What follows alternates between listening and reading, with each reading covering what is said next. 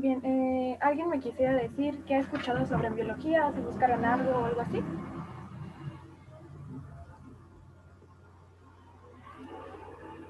¿Nadie? ¿O saben sobre qué va la materia? Pues Ajá, es la ciencia que se encarga del desarrollo humano, ¿no? Desde que los dos, bueno, desde que se crea el cigoto hasta el nacimiento. exacto, y de las patologías, ¿sale? Que derivan de la normalidad de este proceso. Bueno, entonces el temario va a ser este. La primera semana vamos a ver fecundación, gastrulación, que vamos a ir viendo poco a poco los términos, la formación del sistema cardiovascular, del corazón y cómo es la circulación en el fetal, del sistema respiratorio, del sistema urinario, el sistema reproductor femenino y masculino, sistema digestivo, sistema endocrino, hablando de páncreas e hígado, sistema muscular esquelético y sistema nervioso, ¿sale? Y bueno, aquí les presento la bibliografía que ustedes la van a poder encontrar en el link de Drive que yo ya les compartí por el grupo de WhatsApp. Si llega a haber alguien que todavía no está en el grupo de WhatsApp, al final de la clase me lo comenta para mandarle el link del grupo, ¿sale? Y bueno, principalmente yo normalmente uso el Cardan, que digamos, si hablamos de dificultad, yo creo que cuando yo lo empecé a leer que entré en la universidad, creo que para mí este fue el más complejo, pero es el que es el que más utilizaremos y el que más usé en el primer año. Pero también hay otras opciones y que también cuando llegue a sacar algunos temas de esos libros les voy a decir directamente, ¿saben qué? Lo saqué de aquí, si quieren checarlo previo a la clase o si llegamos a hacer una actividad posterior a la clase o como alguna tarea o así, pues les diré, ¿no? También está el Arteaga, que este también, en sí todos tienen como gráficos y ilustraciones bastante bonitas, pero en especial el Arteaga creo que son las que me gustan más. Y pues mis doctores, ¿no? Chistosamente decían que había libros que eran como de lectura un día antes del examen y el Lachman llegaban a considerarlo así, pero aún así no les recomiendo que hagan lecturas, sobre todo, por ejemplo, cuando son los departamentales, que un día antes, no, eso no, muerte segura. Y bueno, vamos a comenzar viendo pues que la gestación en el ser humano va a comenzar de la función de un óvulo y un espermatozoide, ¿no? Yo creo que eso ya lo sabemos desde hace algunos años y no es ese cuento que nos contaban nuestros papás, ¿no? De niños para explicarnos cómo veníamos al mundo. Estas células como tal se les denomina de muchas maneras, pueden ser células sexuales, células reproductoras o gametos, ¿sale? Y si van teniendo alguna duda pueden interrumpirme o colocarla en el chat y la checamos al último como ustedes se sientan más cómodos. Y vamos a ver que más bien detrás de todo este proceso de la fecundación, hay muchas cosas que por supuesto ignoramos antes de que lleguemos a la universidad o que pues ni siquiera nos imaginamos que existen, ¿no? Entonces, para que estos gametos estén listos para la fecundación, tienen que salir de diferentes procesos. En este caso, primero tienen que sufrir un proceso de gametogénesis. Génesis se denomina, bueno, es un término que viene como de nacimiento, de creación. Entonces es el nacimiento y creación de los gametos hasta que son células maduras o gametos maduros y ya están listos ahora sí para su propósito, que es la reproducción. En este caso, pues es la gametogénesis. Después de que ya están maduros, van a migrar hacia las gónadas, que las gónadas van a ser los órganos reproductores de la mujer y del hombre. En el caso de los hombres son los testículos y en el caso de la mujer son los ovarios, ¿sale? Aquí en la parte del aparato reproductor de la mujer, recordar que pues que a lo mejor nos podemos llegar a confundir, ¿no? Entonces les voy a señalar aquí con una pluma de color rojo que los ovarios son las estas bolitas blancas, la bibliografía describe que tienen una forma como almendrada, que están aquí, ¿sale?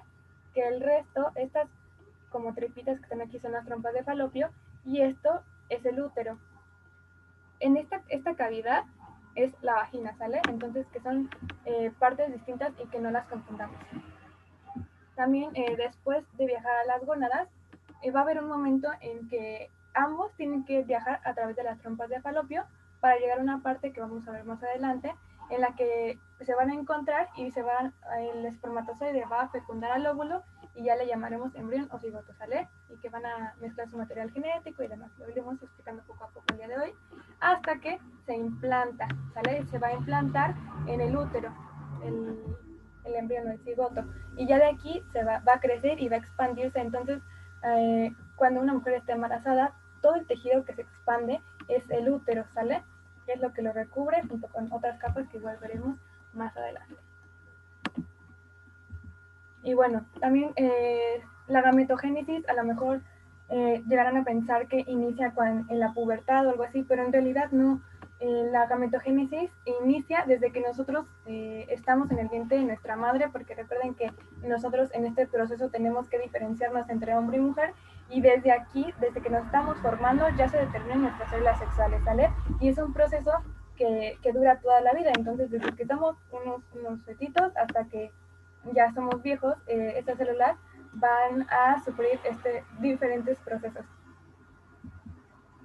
Y bueno, vamos a ver primero la gametogénesis, y tiene como 4 divisiones de fases, ¿sale? Es el origen y migración de las células, el aumento de las células mediante mitosis. Aquí les quise recalcar bien que primero vamos a ver mitosis y después vamos a ver meiosis, y les voy explicando cuál es la diferencia de cada uno. En el caso del punto 3 es la división del número de cromosomas de la meiosis. Entonces ahí ya iremos viendo que el objetivo de la meiosis es disminuir la cantidad de material genético que tienen las células. Eso va a ser muy importante. También vamos a tener la maduración estructural y funcional de los gametos. Y bueno, para empezar, tenemos que la primera parte, ¿no? El origen y migración. Antes de que pues todo se llame como lo conocemos como tal, como el corazón, el intestino delgado, el intestino grueso, van a tener otros nombres que les pusieron para su estudio, ¿sale? Entonces, por ejemplo, van a escuchar términos como intestino primitivo y cosas así, que son como cuestiones o formaciones más rudimentarias que antecedieron a las estructuras que tenemos ya cuando somos adultos o ya cuando somos niños, y reciben como el nombre como más normal que conocemos más comúnmente. Entonces, su origen se va a dar en una estructura que se llama saco vitelino. Esto es alrededor de la 5ª semana de gestación.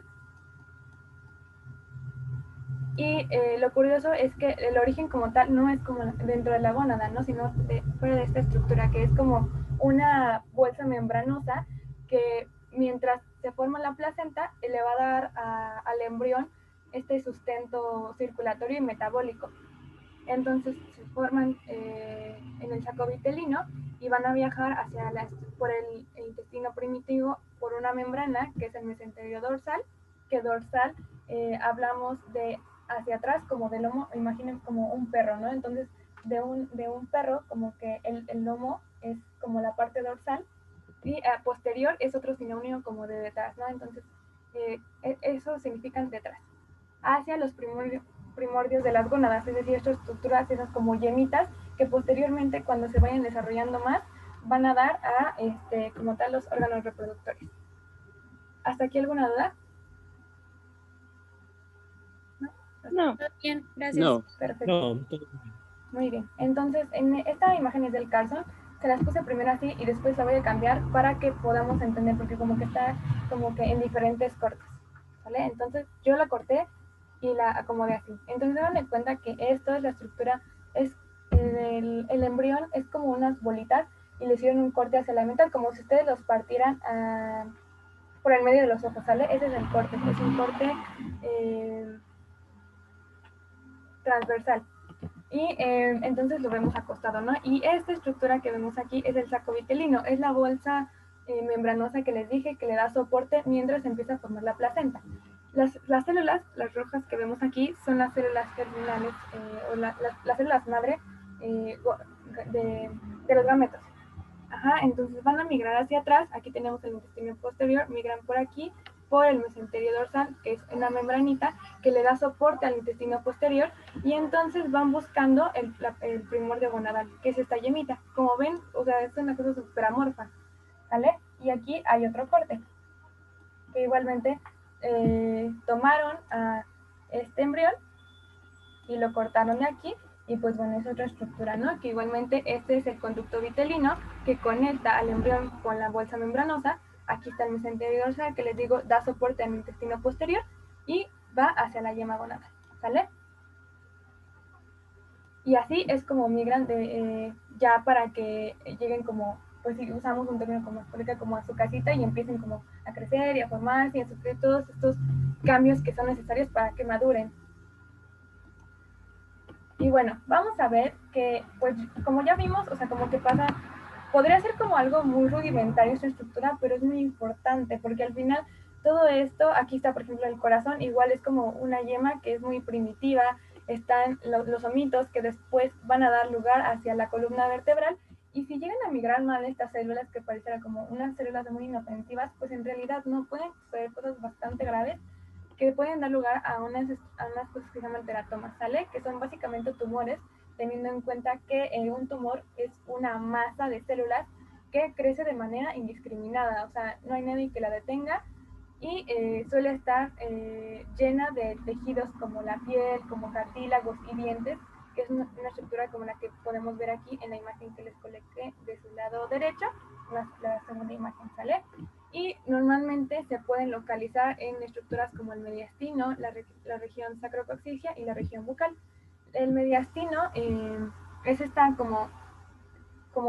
es una cavidad que está como debajo de las costillas, que es donde se encuentra el corazón, los pulmones y demás, ¿vale? Ahí también se pueden encontrar o en la boca. Muy bien, ahora vamos a la segunda. Con esta primera fase, ¿alguien tiene alguna duda? ¿No? No, Bien. gracias. Ok, perfecto. Entonces, la segunda fase es aumento del número por mitosis. Ahora, yo creo que este término sí de mitosis lo llegaron a escuchar en sus clases de biología de la preparatoria, y es que una célula se va a dividir para dar dos células hijas, ¿sale? Hasta ahí todo bien. Y bueno, ya que llegan las células madre a los primorios gonadales, las indicaciones que tienen ellos ya programadas es: tienes que reproducirte, ¿sale? Tienes que reproducir más células porque las que tienen ahorita son muy poquitas. Entonces, se empiezan a multiplicar, a multiplicar, a multiplicar y dan muchas células hijas. Y bueno, vamos a ver que en las mujeres las células madre de los óvulos se llaman ovogonias y las células madre de los espermatozoides en el hombre se llaman espermatogonias.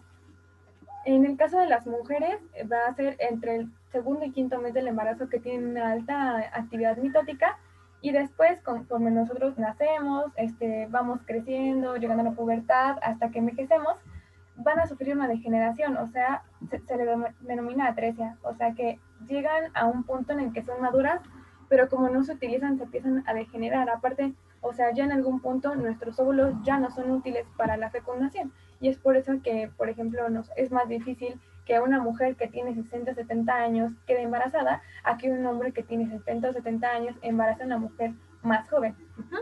Entonces, todo esto pasa alrededor de la menopausia, ¿sale? Ya cuando nosotros ya no tenemos ciclo menstrual y pasan todos estos procesos. En el caso de los hombres, como les comento, realmente las células jamás pierden su capacidad de dividirse, y es por eso que hay esta diferencia, ¿sale? Eso no quiere decir siempre que el material genético va a ser igual en un hombre joven que en un hombre que ya es mayor, ¿vale? Pierden esas características también. Y bueno, vamos a ver que recordar un poquito, ¿no? Que aquí la célula madre va a repartir por igual, como cuando ustedes tienen uno, dos o tres hermanos y su mamá les compra algo y tienen que comprarle a todos porque si no hay un problema, ¿no? En este caso es igual, la célula madre les da material genético por igual a sus células hijas y pues nada más, ¿no? Entonces aquí nada más como recordatorio de la fase de la mitosis, que inicia como una profase en la que están los cromosomas disueltos en el núcleo y empiezan a acomodarse, ¿no? Se empiezan a acomodar como para darle instrucciones de que en algún momento van a sufrir un proceso de separación. Entonces en la metafase, aquí ya nada más forman con unos centriolos una placa ecuatorial para que se acomoden los cromosomas, y en anafase, por medio, tienen esa bolita amarilla, recordar que es su centriolo y es donde están unidas las cromatides hermanas, y en la anafase van a migrar hacia dos polos diferentes jalados por esas estructuras que aquí se llaman astersales, son signos jalados para que se dividan.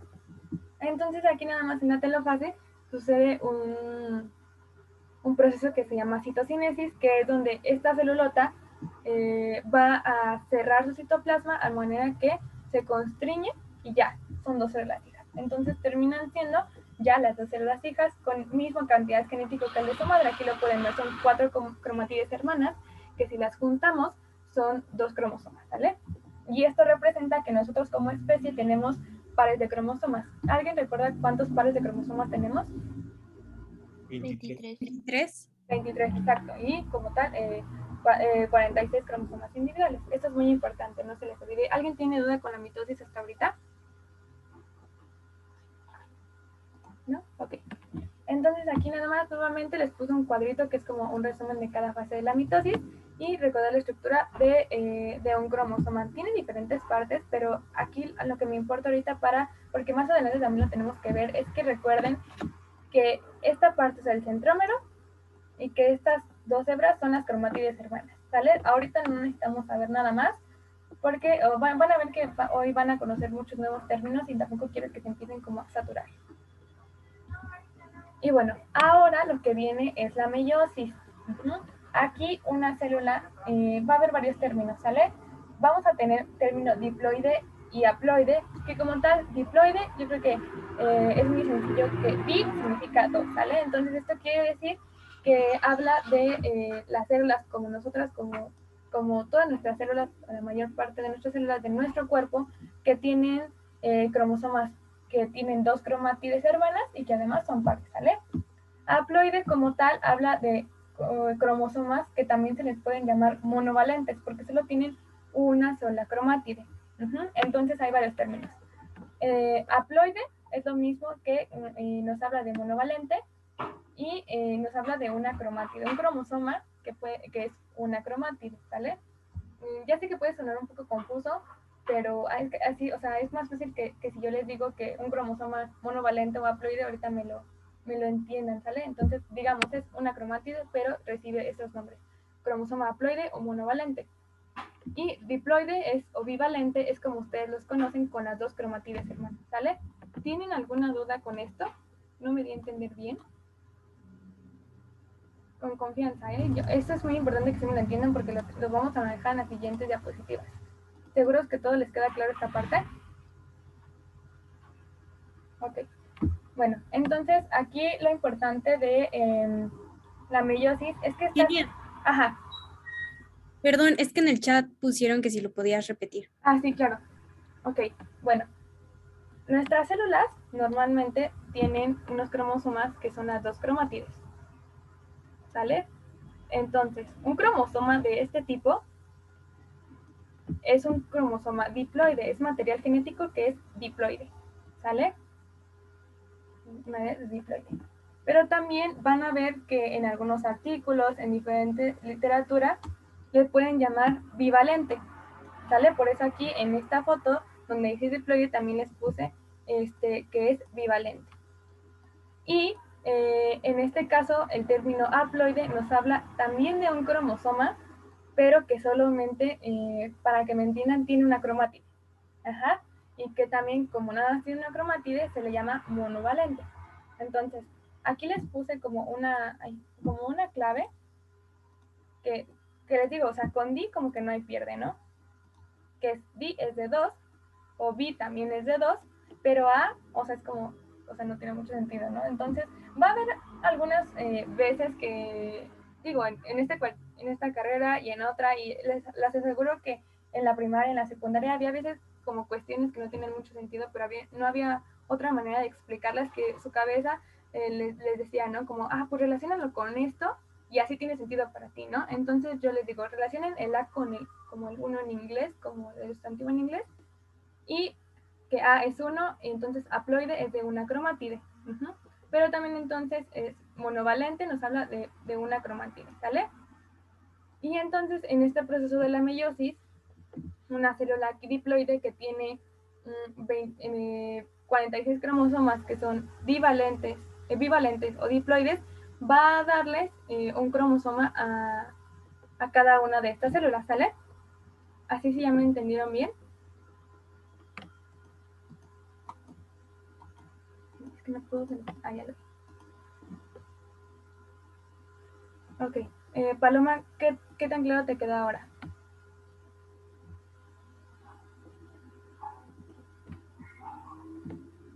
Paloma.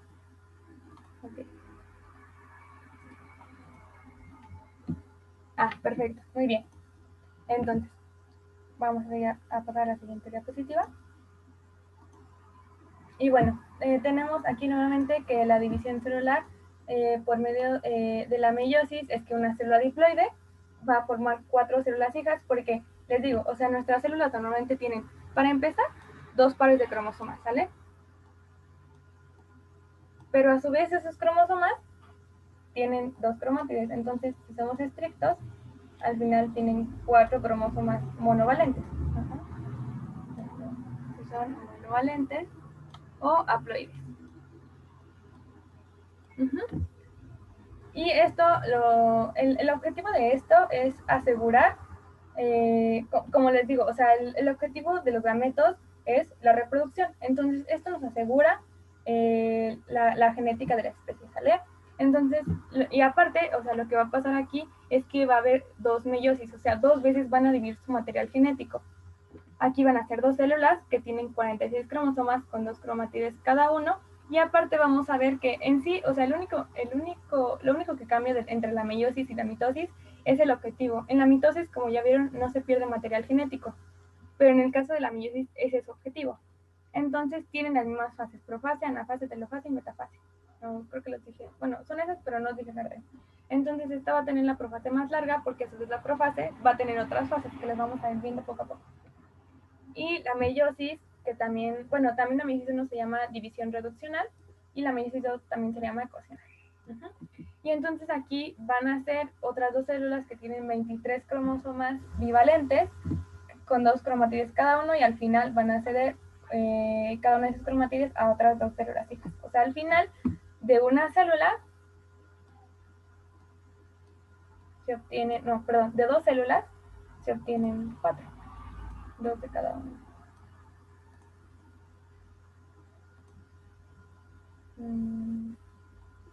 No, si es de una célula, se obtienen 4. Ahorita les voy a enseñar un esquema donde les va a quedar más claro. Perdón, es que tengo el mouse, así que pulso de disfrugada yo no tengo. Entonces, y bueno, vamos a ver entonces que la profase de la meiosis, esta es meiosis 1. Ajá. Bueno, siempre que vean M1 o M2 es meiosis 1, meiosis 2. Entonces, aquí lo primero es que hay una frase premeiótica en donde, durante la primera división, que es la célula con un número diploide de cromosomas bivalentes. Aquí vamos a ver que también vamos a tener cierta nomenclatura, pero ahorita nos metemos en ese rollo. Ahorita nomás quiero que es una célula diploide con cromosomas bivalentes, ¿sale? O sea, una célula que tiene 46 cromosomas. Ajá. Esto lo hace porque al inicio duplica su material genético, ¿sale? Porque pues ya sabe el proceso que va a sufrir. Entonces, la primera fase de la meiosis 1 tiene todas estas fases: leptoteno, cigoteno, paquiteno, diploteno y bicinesis. No es necesario probablemente que se las sepan de memoria, pero en los siguientes exámenes lo que sí es que tomen en cuenta que vamos a ver los procesos el paquiteno, que es muy importante, y el diploteno. Entonces, en el leptoteno lo que va a pasar es que los cromosomas homólogos se empiezan a unir, ¿sale? Se empiezan a unir por unas bandas que en el siguiente esquema, aquí está, son los cromosomas homólogos monovalentes, se empiezan a unir por esta estructura, por un complejo sinaptotémico, ¿sale? Perdón. Ese era el complejo sinaptotémico, lo empiezan a expresar para después unirse. Ajá. ¿En dónde se unen? Lo empiezan a expresar en el leptoteno y en el cigoteno es donde ya se van a unir. Aquí se apareja, ¿sale? Y en el paquiteno ya entonces, como tal, los cromosomas que son homólogos, o sea, homólogos es que se corresponden a sí mismos, que encuentran como a su hermanito o su pareja ideal por el momento, se juntan, ¿sale? Y entonces son tetradas. Tetradas quiere decir que tienen como 4 bracitos. Y eso lo hace una tetrada, ¿sale?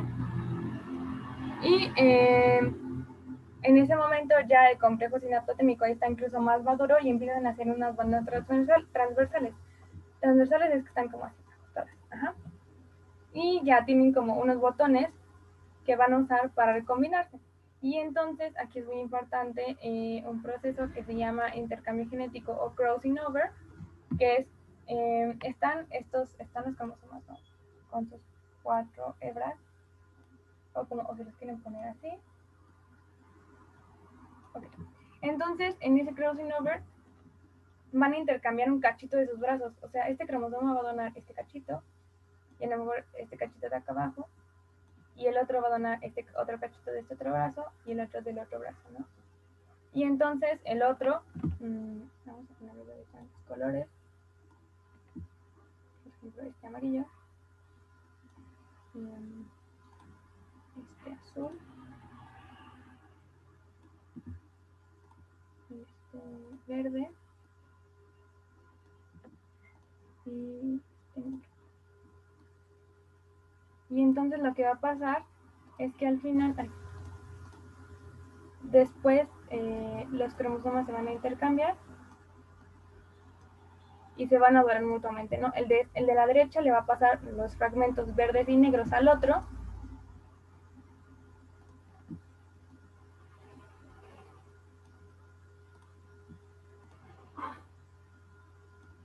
y viceversa, ¿no? El otro le va a donar el amarillo y el azul. Ese es el crossing over o intercambio de material genético. Y esto también lo que nos asegura es la variabilidad genética para evitar alguna patología o principalmente patologías, ¿no? O alguna alteración cromosómica. ¿Sale? Ay, perdón, era azul. Era azul. ¿Sale? Ese es el crossing over. Y luego por eso es importante esta fase. Digo, todas son importantes, pero específicamente esta por esta acción de crossing over o intercambio genético. Después en el diploteno vamos a ver que después de que estaban pegados se van a separar. O sea, al final su destino era no estar juntos. ¿Sale? Y van a separarse por esta parte que viene aquí, esta parte que se va juntado se separa y pues ya no, cada uno se va como a su polo. Y en la bicinesis termina como de rechazarse totalmente. Ajá. ¿Qué es esto? Ajá. Aquí está la leptoteno, donde empiezan como a formarse. Es que normalmente en una célula como que el material genético está como en espagueti. Entonces cuando el material genético o la célula ya más bien se da cuenta que va a sufrir una serie de procesos, como que, ya, entonces estoy en desorden, me voy a empezar a ordenar y empieza como a formar las cromátides, ¿sí? Se empiezan a condensar. Entonces en el ciboteno ya empiezan a expresar el complejo sinaptoténico, en el paquiteno hacen el crossing over y en el diploteno como tal se empiezan a juntar con sus parejas y se rechazan, ¿vale? Y ya, después lo que pasa en la meiosis, perdón, es lo mismo que pasa en la mitosis. Tiene la metafase, la anafase y la telofase, y como les dije, hay meiosis 1,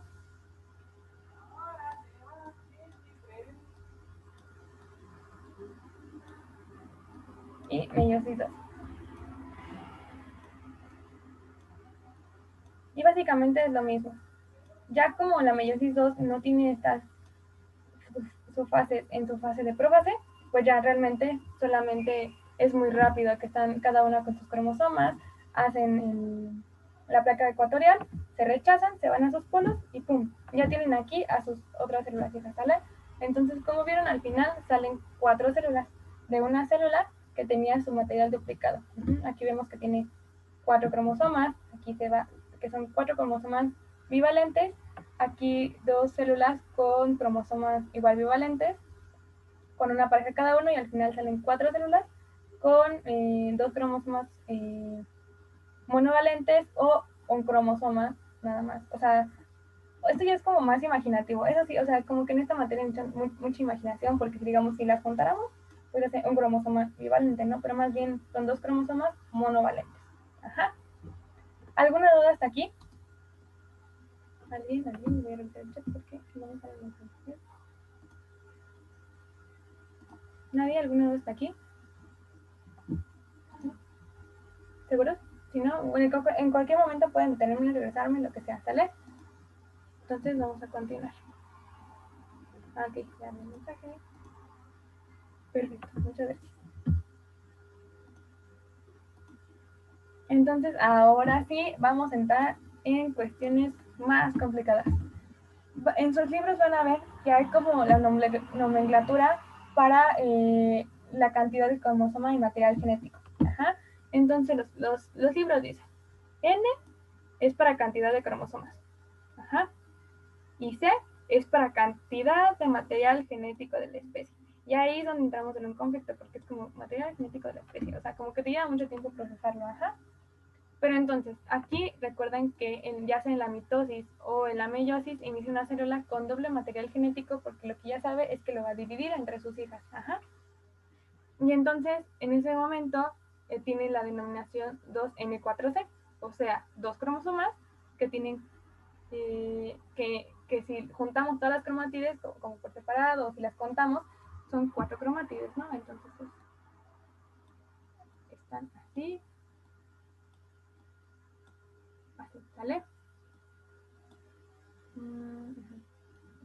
Pero aquí luego a veces hay un problema porque, o sea, también es poner este esquema, ¿no?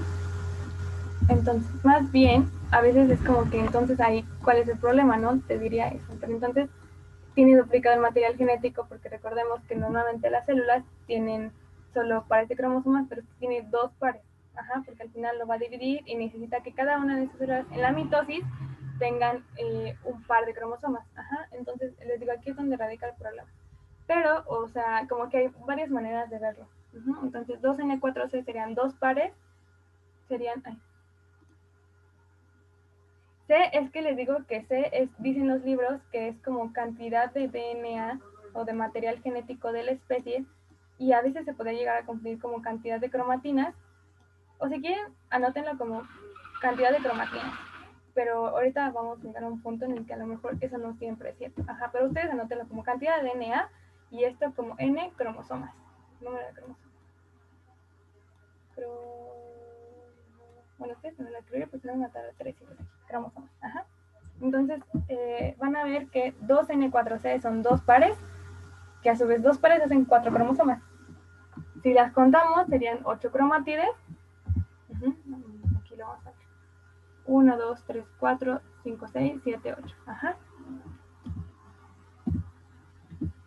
En una sola célula. Entonces, son cromosomas que son bivalentes o diploides y pues ya, ¿no? O sea, si ya no hay otra manera como de verlo, así les digo, hay que buscar maneras en las que nuestro cerebro o nuestra cabeza lo entienda y podemos hacer una multiplicación. Y entonces, al inicio de la mitosis o de la meiosis, multiplicamos 2 por 4, 8. Y eso nos da la cantidad de las cromatides. Hasta ahí todo bien. Entonces, esto es cuando inicia la meiosis. Este es como signo de inicio o la mitosis. Y después, vámonos ahorita, lo importante es que me entiendan la meiosis, ¿sale? Cuando acaba la meiosis nos dicen, pues tus 2 células tienen como un juego cada una, todo bien. Y es 1N4C, ¿no? Entonces, básicamente es la mitad. Y es un par, 2 cromosomas, 4 cromatides.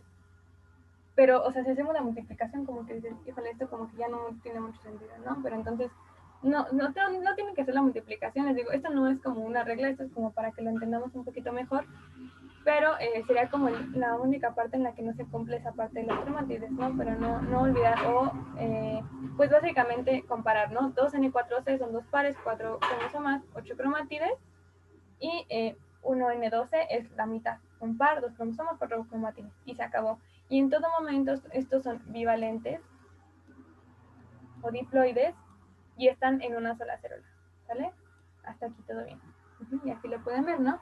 Al final, estos 2 pares que estaban en una célula terminan un par en cada célula. Y así termina la meiosis 1. Pero luego, cuando inicia la meiosis 2, que inician, pues tienen 2 cromosomas cada uno, tienen un par, y al final,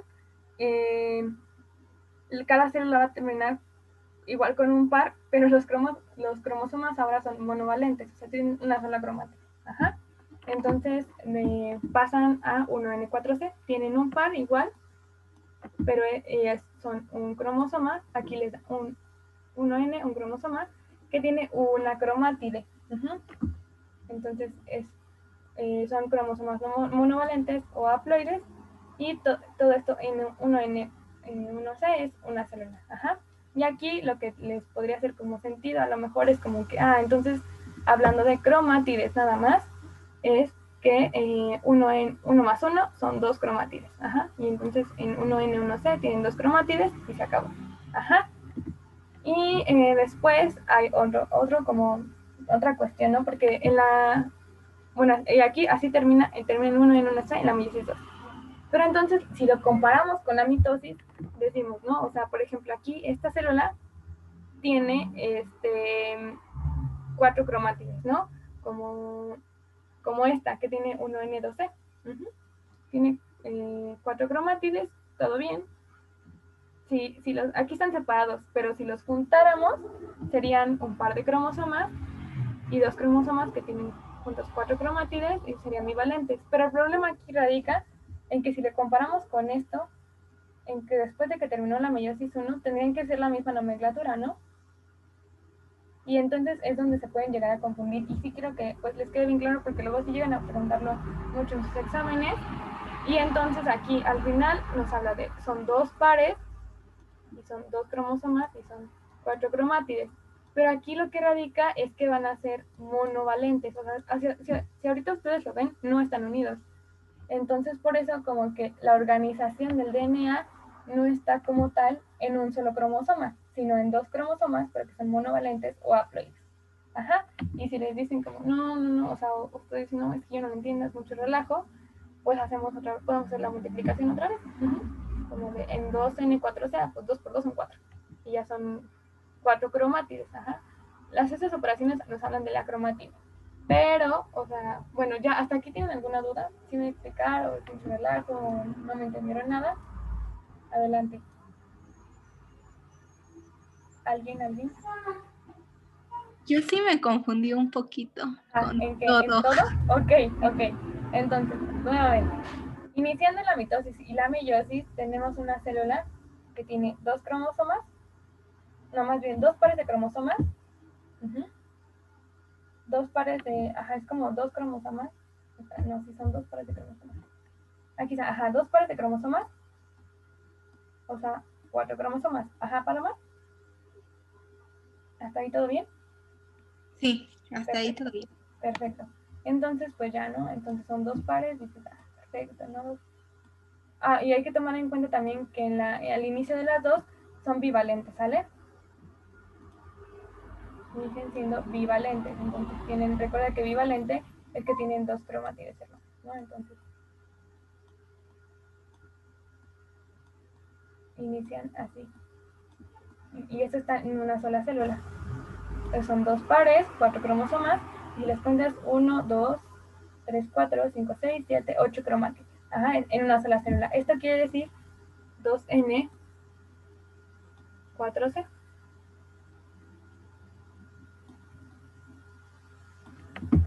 Y luego, hablando solo de meiosis, hablando de meiosis, inicia y cuando termina en una nomenclatura de 1N2C. Entonces, esto te quiere decir que en cada célula, pero recuerda que inicia una célula ahí, pero de aquí tienen que salir 2 células, cada una va a terminar con un par de cromosomas. Está muy chiquito. Le vamos a poner otro. Va a terminar con la mitad del material genético que de su predecesora. 1N, 1C. Entonces vamos a dibujar y es un par.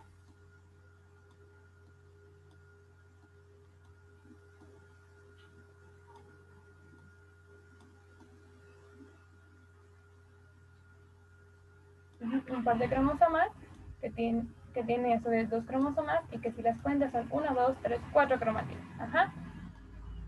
Hasta ahí también todo bien. Esto cuando termina la meiosis 1. El 1N, 12. Y ahora vamos, esto es meiosis 1, con la meiosis 2. Entonces,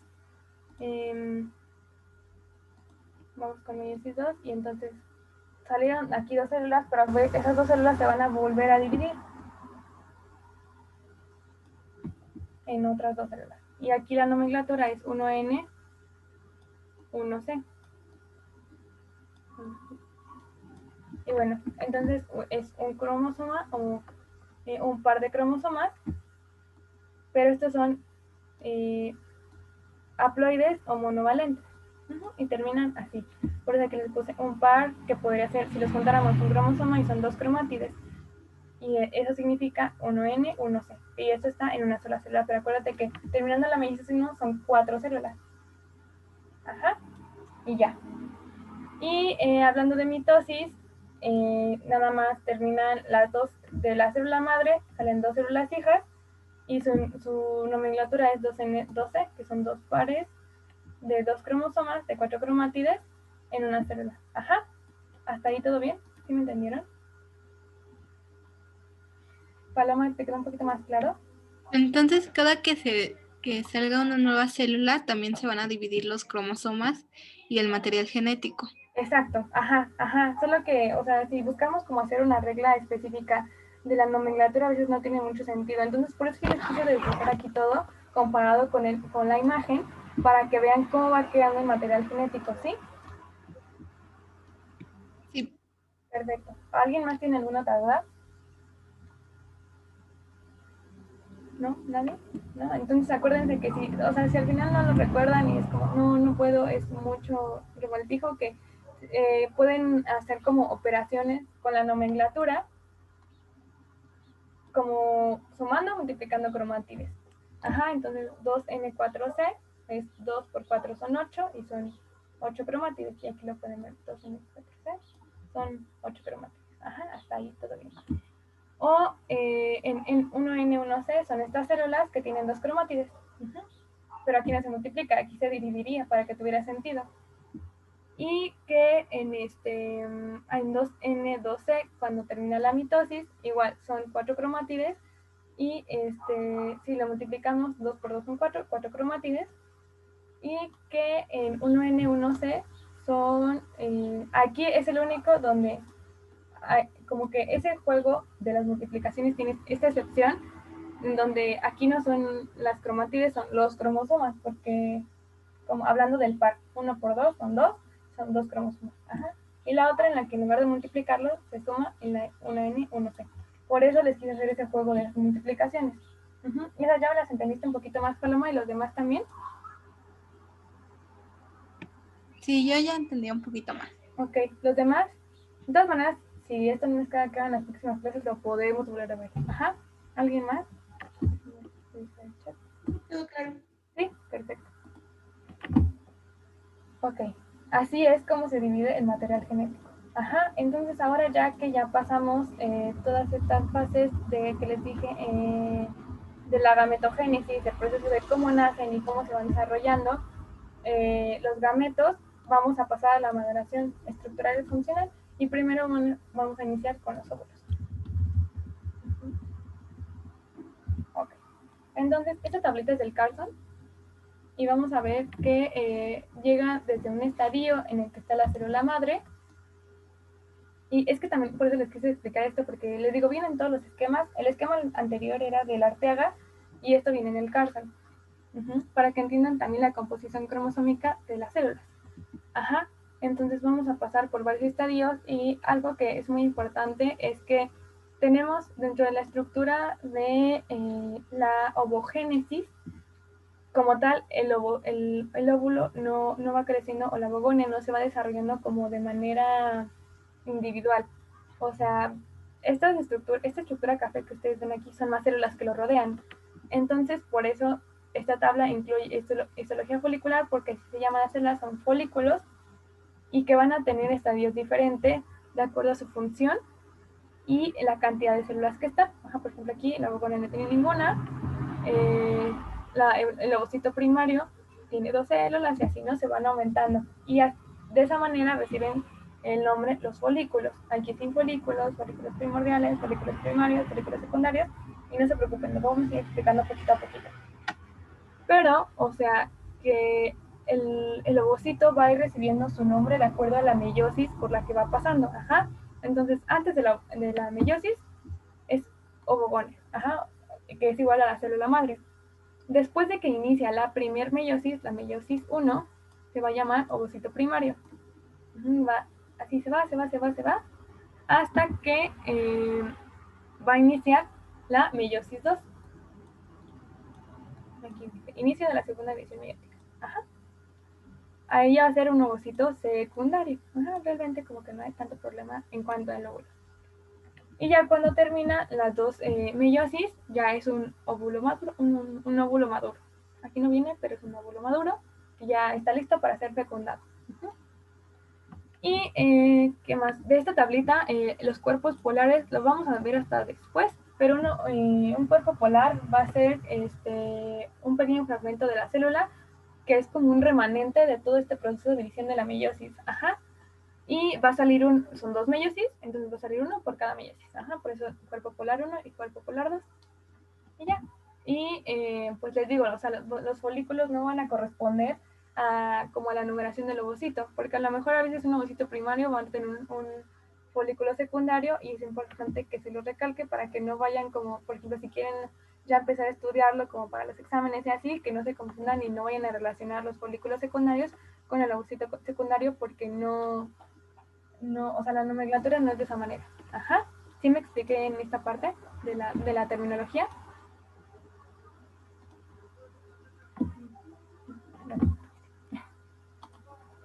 Y bueno, yo les hice aquí un esquema y vamos por partes, ¿no? Entonces, la ovogénesis, nosotros al nacer las mujeres tenemos 2 millones de ovocitos primarios. Les voy a hacer un zoom. Tenemos 2 millones de ovocitos primarios, ajá, porque vamos a ver que, bueno, miren, también los estadios dependen de la edad fetal, ajá, entonces nosotros vamos a tener ovocitos primarios incluso hasta después de la pubertad, ajá, y vamos a ver que ya al momento de la pubertad y el que inicia nuestro ciclo menstrual, ya va a haber ovocitos secundarios, ajá, entonces al nacer los ovocitos nacen como ovocitos primarios. Ajá. Y ya al momento de la pubertad, les digo, recuerden que les dije que sufrían estas células de generación, se van disminuyendo la cantidad celular y al momento de la pubertad ya nada más tenemos 40.000. Y de esos 40.000 se va a ovular uno por cada ciclo menstrual. Ajá. Y que antes de la pubertad o durante la pubertad, de la fase de la meiosis 1, están detenidos en el diploteno, ajá, en la segunda fase de la profase 1, ajá, ahí se van a detener. Eso es importante porque también lo preguntan, ¿cómo le tendrán que preguntar dónde están los bloqueos? Ajá, entonces están las células foliculares con el óvulo y ustedes dirán como, ¿pero por qué se bloquean, no? Entonces, bueno, va a haber algunas moléculas como esto se llama AMP cíclico, y el AMP cíclico en la célula está muy alto. Entonces, eso le dice a la célula como, pues no te reproduzcas. Ajá, el AMP cíclico alto este símbolo que les puse aquí, como de un palito con un palito abajo, significa inhibición, ajá, o bloqueo. Mejor anotenlo como inhibición. Ajá. Sí, el AMP cíclico inhibe a esta otra molécula que se llama MPF. MPF quiere decir factor promotor de la mitosis. Ajá. Y eso, bueno, aquí está. No, es factor promotor de maduración. Ajá, aquí se lo puse. Ajá. Entonces, siempre que haya un AMP cíclico alto, se va a inhibir el factor promotor de la maduración y entonces, ¡pum!, la célula se detiene. Ya no sigue su proceso de meiosis. Pero va a haber algún momento, después vamos a ver cuál es, cómo y por qué, en el que el AMP cíclico ya va a estar bajo y entonces que ya esté bajo significa que se va a activar el factor promotor de maduración y entonces va a seguir este proceso de meiosis. Ajá. Y, como les decía, en total se calcula que las mujeres tenemos alrededor de 400 ciclos menstruales y que en cada uno se ovula un óvulo ya maduro que está listo para la fecundación, ¿no? Y que el resto se deja. Entonces, de 2 millones al final solo nos quedan los 400 y al final solo ovulamos 400. Ajá. Y entonces ahora sí vamos con los estadios. Aquí les puse por colores, algo que también les recomiendo mucho que cuando empiecen a hacer sus esquemas es que pongan como pues igual, ¿no? Como sus indicadores, como, amarillo significa esto, verde significa esto y así, ¿no? Entonces aquí eso les puse. La parte verde de las imágenes que les puse es el óvulo, las amarillas son células, esta cosa rara que ven aquí, que es como una C o una E apóstrofe S, siempre se los voy a poner significando células, ajá. Entonces, las amarillas son las células que lo rodean y les podemos llamar folículos o células de la granulosa, ajá. Y entonces, en sí, el óvulo más las células foliculares o las células de la granulosa van a formar el folículo, ajá. Y listo, bueno. Entonces, en esta parte de aquí, en la que todavía está la célula madre, que se llama ovogonia, ella no tiene todavía folículos que la acompañen durante este proceso. Y principalmente esto se da en el periodo fetal. Ajá. Y luego aquí ya, después de que ya llegaron a los primordios gonadales y ya se multiplicaron mucho, ya les empiezan como a dar como indicaciones como, no, pues ya ven dando el meiosis, ves en tu trabajo, ¿no? Entonces, ya aquí el ovocito primario empieza durante este proceso de meiosis 1, porque está en ovocito primario, se le empiezan a añadir células foliculares, ajá, y se llaman primordiales porque pues, apenas son una o dos células, ¿no? Y esto también es antes de nuestro nacimiento de cada uno de nosotros o al momento del nacimiento, ¿sale?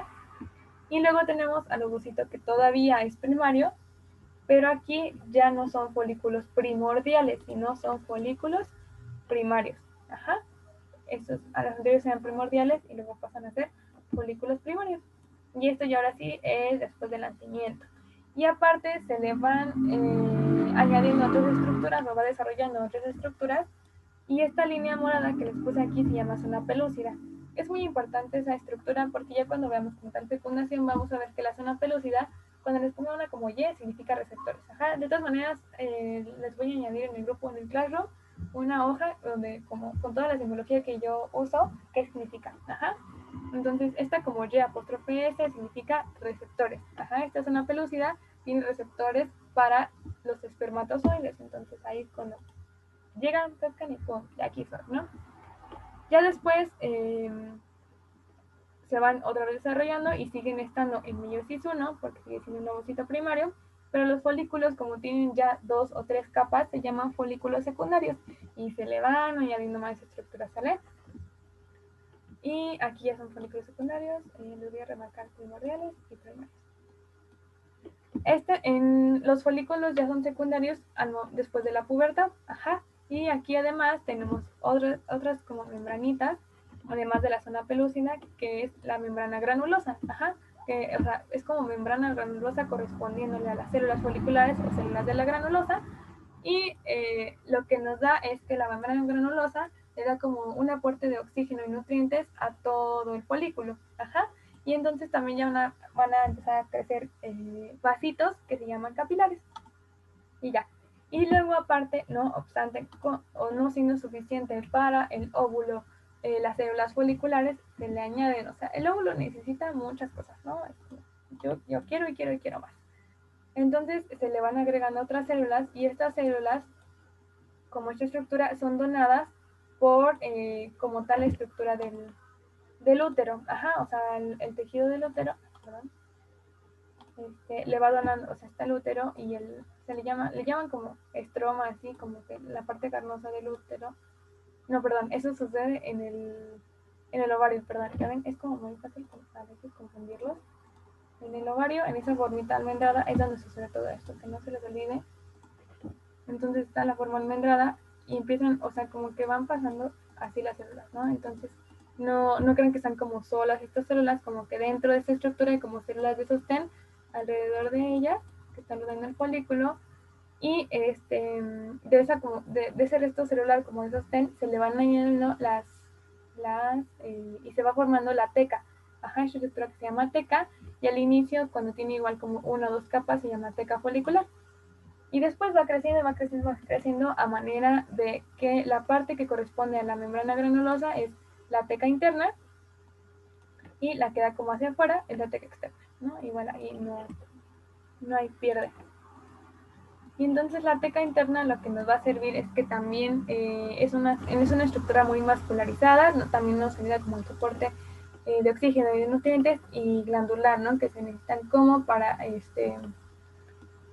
pues como para secreciones y demás, las glándulas, ajá. Y es como un dato extra, no es imprescindible que lo sepan, pero le crecen vasos porque tiene un factor de angiogénesis. Angiogénesis es igual, nuevamente como creación o nacimiento de angio, quiere decir vasos, ajá. Entonces, factor de angiogénesis hace que haya crecimiento de vasos, y a su vez el que haya un mayor aporte sanguíneo hace que crezca el folículo completo, ajá, les digo, más oxígeno, más nutrientes, y crece a su gusto. Y la teca externa, para lo que sirve es para tejido conjuntivo, que el tejido conjuntivo también nos ayuda a dar un soporte dentro del ovario. ¿Aquí alguien tiene alguna duda? ¿Se confundió? ¿No quedó claro algo?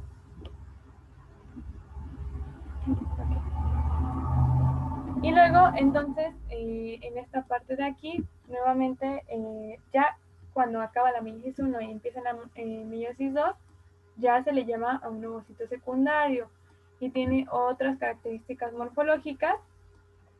Y los folículos, ahora sí, a un ovocito secundario le corresponden folículos terciarios, ajá, que lo único que tiene es que tienen más y más y más células.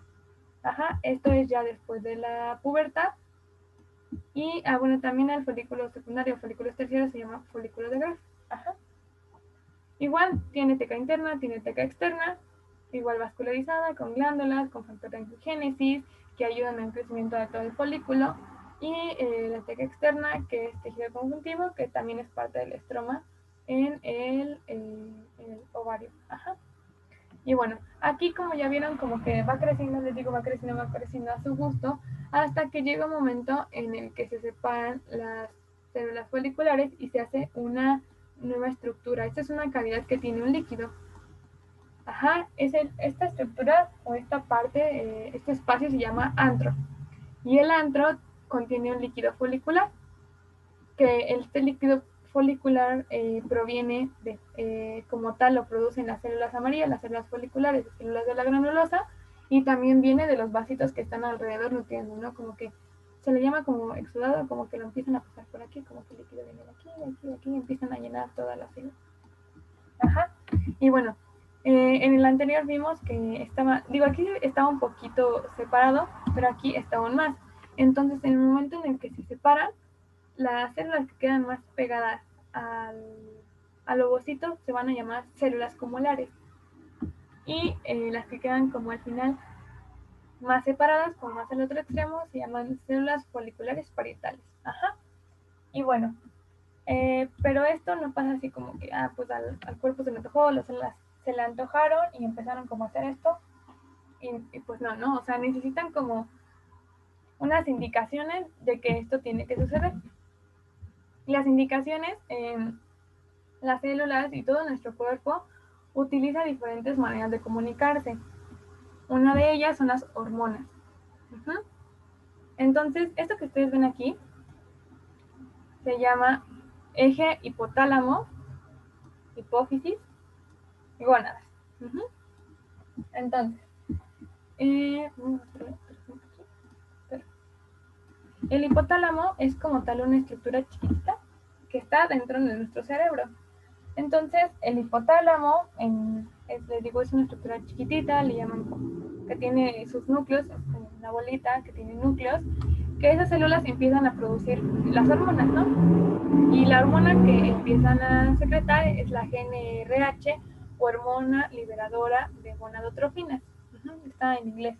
Entonces, esta hormona liberadora de gonadotrofinas le dice, sale del hipotálamo, del cerebro, y la manda a otra estructura que se llama hipófisis. Ajá.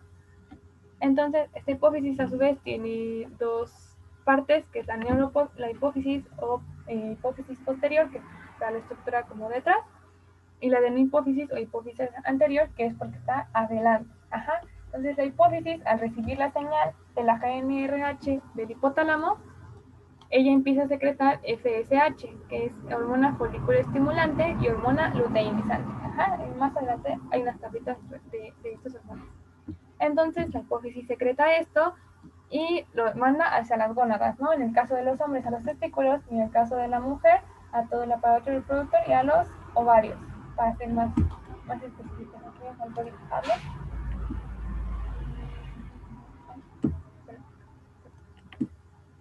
Ay, a los ovarios.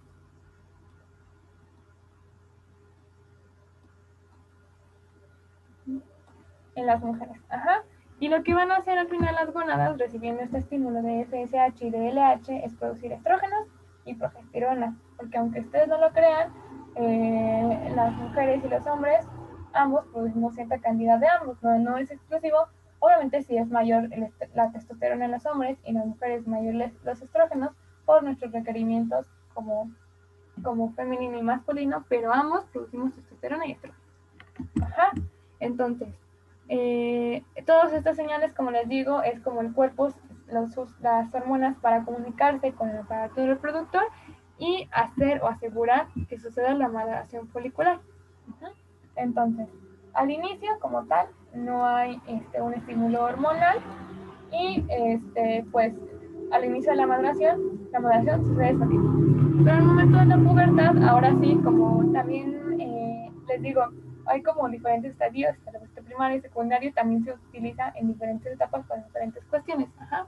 Entonces, en la pubertad es cuando ya se dan más estos estímulos de las hormonas, principalmente de la hormona foliculoestimulante, y actúan a nivel de diferentes células.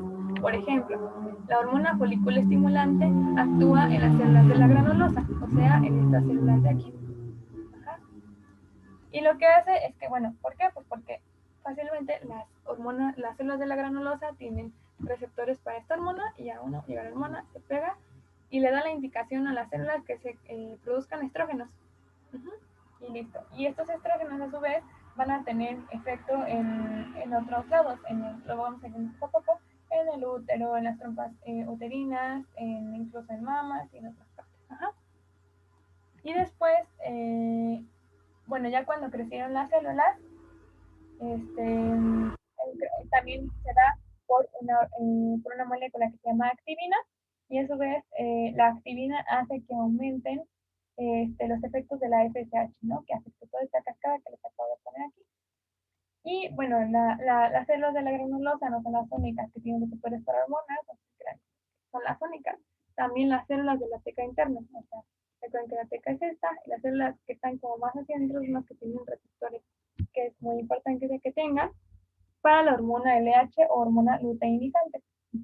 Lo que hace esta hormona es estimular a las células de la teca para que secreten andrógenos, que es la testosterona, y bueno, a su vez la testosterona llega a las células de la granulosa, vuelven hacia acá, como que entran, las vamos hacia adentro, y este es otro estímulo para que las células secreten, bueno, llega nuevamente la FSH, de aquí llega también hasta acá, cuando llega la testosterona, y convierte al final la testosterona en estrógeno, específicamente en un estrógeno que es el 17-beta-estradiol, y también está el 17-beta-estradiol y a su vez estimula que se secrete más LH, y tiene también como la otra parte de los estrógenos efectos en otros tejidos.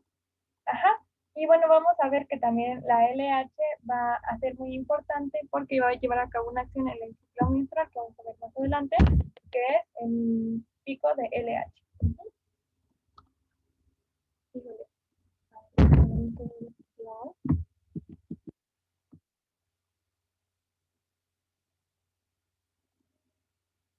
Voy a la mitad. Bueno, quedamos que era a las 3:30. ¿Alguien tiene inconveniente de quedarse hasta las 4, aunque sea para terminar con espermatogénesis? ¿Alguien tiene algún inconveniente? ¿No? Bueno, entonces voy a seguir y terminamos a las 4. ¿Están todos de acuerdo? ¿Sí? Sí, está bien. Sí, perfecto, gracias. Ok, entonces vamos con espermogénesis y ya mañana vamos a... Realmente la fecundación, realmente, o sea, lo vamos a ver en el cuadro, se lo voy a mandar para que lo lean y ya mañana se los llegue a explicárselos. Nada más falta, también les quería explicar el ciclo menstrual, ¿sale? Entonces vamos a terminar con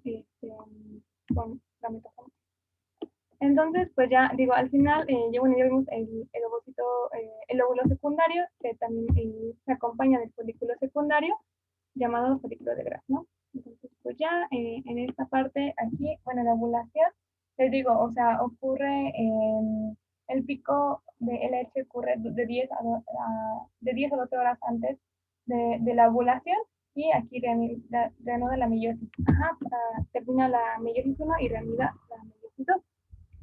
Y pues ya, no, esto es mejor también que explico cuando damos ciclo menstrual. Y el óvulo también va aumentando de tamaño porque va como metiendo agua, ¿sale? Y pues atrae agua con ácido hialurónico y aumenta también de tamaño, hasta que va a llegar un momento en el que está en el ovario. Y aquí, este es bueno, aquí está como una estructura muy, muy básica del útero y del ovario. Y ya llega un momento en el que, les digo, aumenta el tamaño, empieza a llenarse de agua, y en el ovario se empieza como a crear como una ampulita o una ampolla que por presión se desprende del ovario. Y entonces ya al momento de la ovulación, las fimbrias, normalmente en las imágenes que vemos en internet y demás y que nos han enseñado, es que las fimbrias están como siempre pegadas aquí, pero no es cierto. Normalmente están como un poquito más extendidas, y al momento de la ovulación ya se doblan hacia el ovario, perdón, para pescar el óvulo, ¿no? Hacen como un movimiento de deditos para pescarlo, y hace que viaje hacia la trompa de falopio para ya llevar su camino y en algún momento encontrarse con un espermatozoide, y si no, simplemente pues el cuerpo lo desecha. Y ya está, muy rápido. Y la espermatogénesis, afortunadamente la espermatogénesis no es tan complicada. Aquí la espermatogénesis ocurre en la pubertad en los hombres, a diferencia de las mujeres, que es como que varias fases desde el nacimiento. En los hombres la espermatogénesis inicia en la pubertad y ocurre en los túbulos seminíferos. Ajá. Los túbulos seminíferos, este es el testículo, y los túbulos seminíferos son los tubitos que están aquí pegados, pegados, pegados. Ajá, entonces aquí alguien cortó un túbulo seminífero y lo vio en un microscopio y dijo, tiene esta estructura, y le dijo, y se ve así la espermatogénesis. Ajá. En esta parte de aquí vamos a ver que como que está hacia arriba la célula madre, y conforme va madurando va bajando hasta que en algún momento se va a liberar con su colita los espermatozoides. Y bueno, vamos a ver que también es muy importante que no están solo las células madre las espermatogones aquí, sino que también están unas células que se llaman células de Sertoli, que van a crear como una red dentro del conducto, dentro del túbulo seminífero, para guardar estas células, ajá, y ayudarlas a que maduren. Igualmente, les digo, aquí está la nomenclatura, por eso también quería explicárselo. Y bueno, entonces, está aquí, vamos de aquí abajo hasta acá arriba. Como les dije, allá era como de arriba hacia abajo, aquí de izquierda a derecha. Entonces está la espermatogonia, es la célula madre, siempre se mantiene en mitosis, siempre se están replicando para que no se pierda como ese guardadito de células. Y esta estructura café representa a las células de Sertoli, y a la vez las células de Sertoli son como unas prolongaciones, son como unas arañitas que se extienden, y por eso están unidas, ¿no? Es como una redecilla de Sertoli. Y van a formar la barrera hematotesticular. Vamos a ver que ahorita es muy importante porque como que las guarda, las protege, porque llega un momento en el que tanto sufren este proceso de maduración, también se les denomina diferenciación. ¿Diferenciación de qué? Pues de que desde el inicio había una sola célula madre que da como hacia diferentes tipos de células, que también se les denomina estirpes.